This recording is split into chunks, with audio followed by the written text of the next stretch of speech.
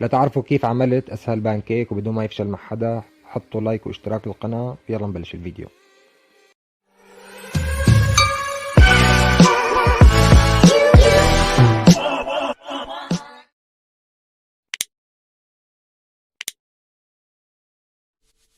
عندي هون كاسة ونص طحين منخول، حطيت عليه هون معلقة كبيرة بيكنج باودر ومعلقة ونص سكر ومعلقة صغيرة فانيليا وربع معلقة صغيرة ملح، خلطتهم مع بعض.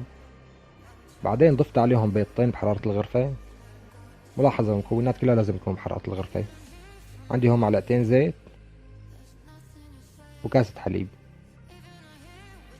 وبعدين بخفق هون، بضل بخفق فيهم لتروح عندي كل شي فيه تكتلات.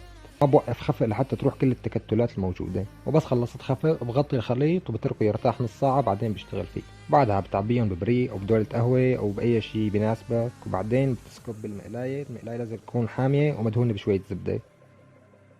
فيكن تتحكموا بالحجم اللي بدكن اياه.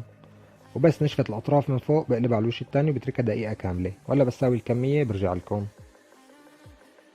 وهلا اجينا لوقت التقديم. انا بدي اضيف صوص كراميل بالشوكولا وصوص شوكولا. طبعا فيكم تضيفوا فواكه، عسل، كريمة، هذا الشي بيرجع لكم. واذا بدكم طريقة صوص الكراميل بالشوكولا بتلاقوها بخلاصة الشورتس عندي بالقناة، وبتلاقوها بفيديو القريب كمان. هلا كل وحدة بحط عليها صوص كراميل وبحطها فوق اختها، طبقهم جبل فوق بعضهم يعني.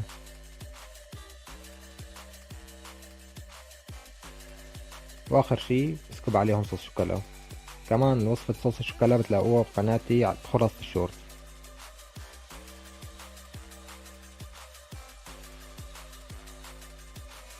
وهي النتيجة النهائية. إذا عجبكم الفيديو لا تنسوا تحطوا لايك واشتراك للقناة. بالمناسبة زر اللايك وزر الاشتراك ما بيكهربوا، على مسؤوليتي هالحكي.